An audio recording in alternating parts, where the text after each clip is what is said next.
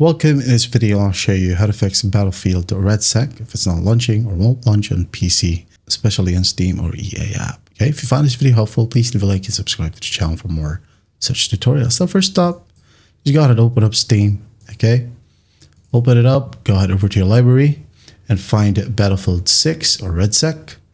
Okay, I don't have it installed, but the process will be the same on any other games as well. So just find Battlefield. So for example, this one is Battlefield. Just right click on it, click on Properties. Now go ahead and go to Installed Files and just click on Verify Integrity of Game Files. Wait for the process to finish. Okay. Wait for it. And once that's done, close this one, hit on Play, and you should be good to go. If that still won't work, right click on it again, Manage right here, and Browse Local Files. So just go ahead and find BF6, for example. Again, this one is BF6.